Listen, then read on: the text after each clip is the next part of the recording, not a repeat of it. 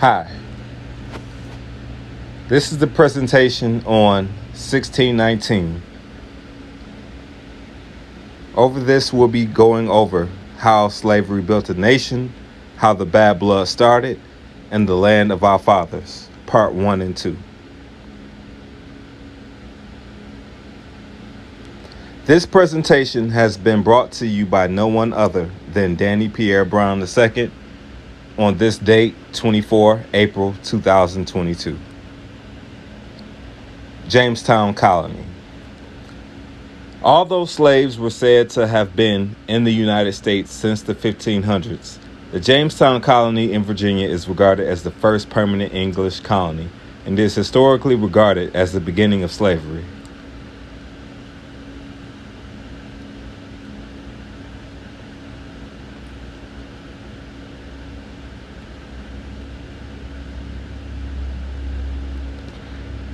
Cotton is king. The cotton industry was then what the oil industry is now. There was an incredibly high demand for it. However, picking cotton was extremely labor intensive. It took at least 10 hours to pick the cotton from one specified area.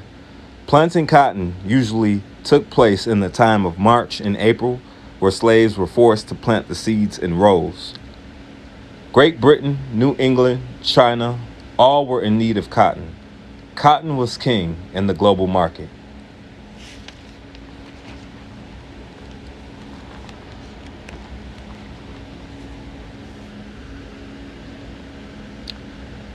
The cotton capital of the world. The cotton capital of the world is infamously known as Greenwood, Mississippi. This is the state that the largest slave workforce had. In order to support the demand for cotton, land was needed, so the United States military took the land from the Native Americans, Mississippi, Alabama, Florida, etc. And after the land was acquired, they also went after more slaves because how labor-intensive picking cotton was. The demand was so high that the invaders created sophisticated data tracking systems, along with a corporation-style hierarchy. They had CEOs, managers, slave overseers, then to make sure that the quota for cotton was met. If the slaves did not meet the quota, the managers and slave overseers were reprimanded. The demand for cotton was so high and the labor was so intensive that in 1793, American inventor Eli Whitney created the cotton gin fan, which was the machine that was wrapped around Emmett Till's neck and thrown in the Tallahatchie River to sink him to the bottom with it. The cotton industry brought the African American slaves a lot of death, but it fueled the riches of the United States. This nation became a powerhouse due to the cotton industry and the torture of African descent slaves. The act prohibiting the importation of slaves of 1807 prohibited colonists and invaders from bringing more captives to the United States because the cotton industry was not in demand like it was previously. People were mortgaging their land using slaves as leverage. So when the cotton industry began to fail, the colonist invaders lost their workforce.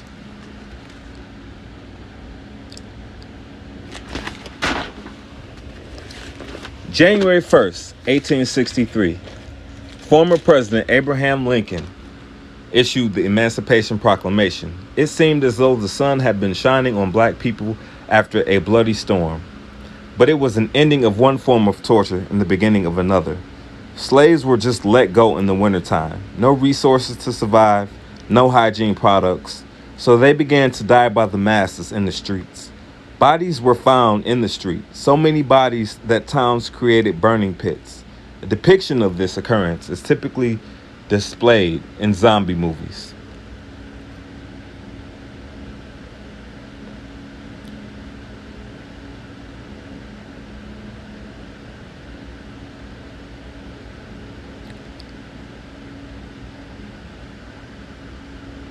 Because newly freed slaves were dying from diseases and sicknesses at extremely high rates, the government created the Freedmen's Bureau program due to the fear of diseases spreading to the white population. However, whenever the newly freed slaves began to progress, the government pulled its resources. In an argument by an Ohio state representative, it is recorded that arguments were made stating that black people were biologically inferior to whites and not fit for freedom, and to aid them is a waste because the inevitable cannot be avoided, which is extinction.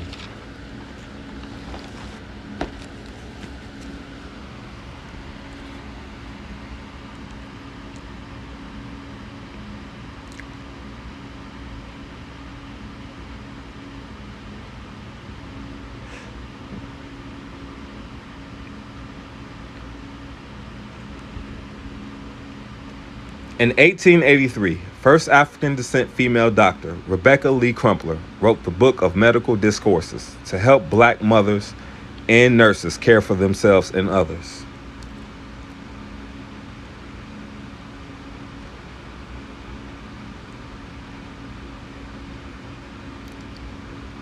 In 1947, during the first televised State of the Union address, former President Harry Truman introduces the National Health Program, which is also known as Universal Health Care. It was introduced not as a charity, but a pay-ahead program where you could draw from when needed. However, the separate but equal clause was thrown in there, which meant that blacks could not receive care from the same hospitals as whites, which meant that they had to suffer with lesser skilled doctors, less resources, and poorer funding. Poor whites also were subject to this.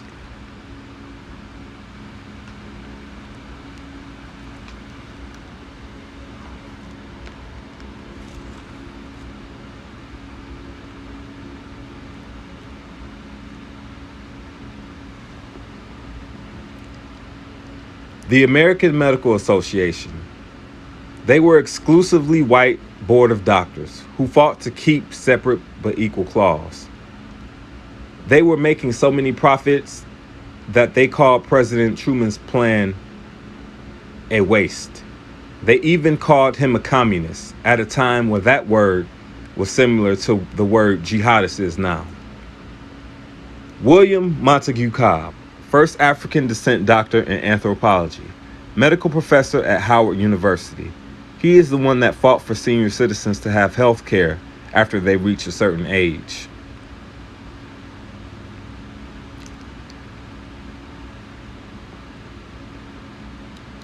William Montague Cobb fought with the National Medical Association, where they argued that health care is a human right and expanding health care was a democratic duty.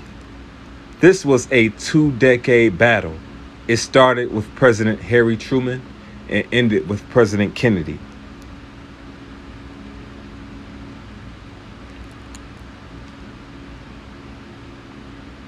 However, after this 2-decade fight, the Civil Rights Act of 1964 was made, in which stated discrimination on basis of race is unconstitutional. Medicare and Medicaid passed after this, and along with that, 3,000 hospitals were desegregated. There is a story where a man was in a car accident. He was a fair-skinned man, and he was taken to a white hospital where they began to work on him immediately. And they did not discover he was black until his family came. And they sent him to a black hospital, which are few and far in between. He later died of his wounds.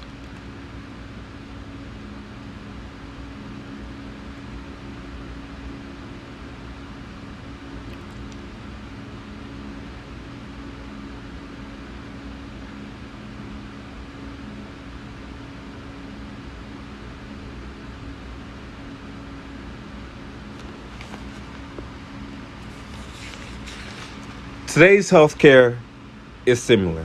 Black women are 3 times more likely to die in labor than white women. Black patients with diabetes get worse care, even with the same doctor. Black Americans die from cancer at higher rates because they have no insurance. And Black Americans are more reluctant to go to the doctor, remembering such incidents such as the Tuskegee study. The land of our fathers. This land is ours.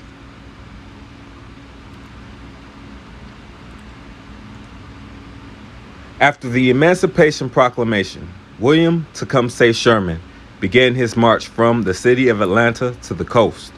When blacks seen him, they left their plantations and followed him and his troops, as he was considered a beacon of hope.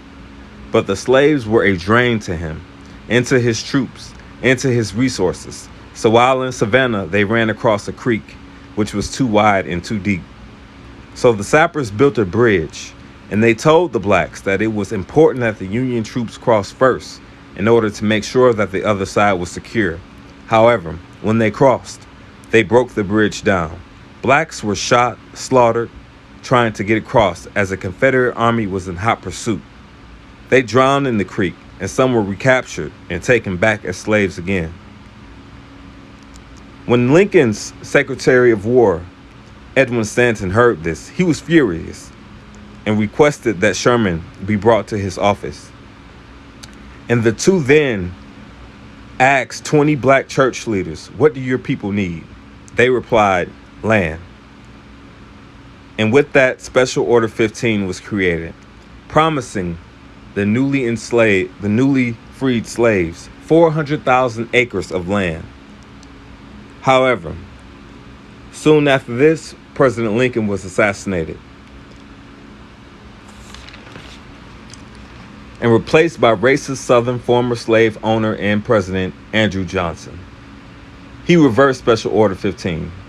Blacks still managed to hold 14% of that. They now own 2%, less than 2%. Today's landowners still fight the same fight that black landowners did 100 years ago. The story of June Provost. He grew up on a farm. His dad had him in a tractor before he could walk. Together, they won the state's competition, with June being in third place and his dad being in 13th place. The United States Department of Agriculture had a section for civil rights, which the racist slave owner and president, Ronald Reagan, dismembered. The Department of Justice did not say sorry, but they did issue a $1 billion settlement and wiped the debt of all black farmers at that time, which were about 1,600. June Provost to this day has not got his farm back. It was lost to a man named Ryan Dory, who spoke ignorantly about him, calling him a bad farmer, stating that he had no experience, neglecting the fact that this man came third in the state's competition of agriculture.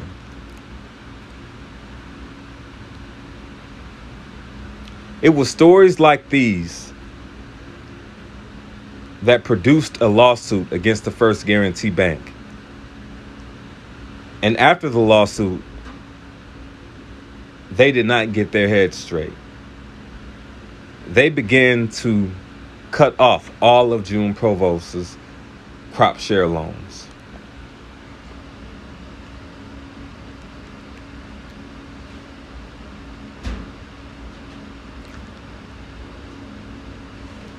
Thank you for watching this presentation.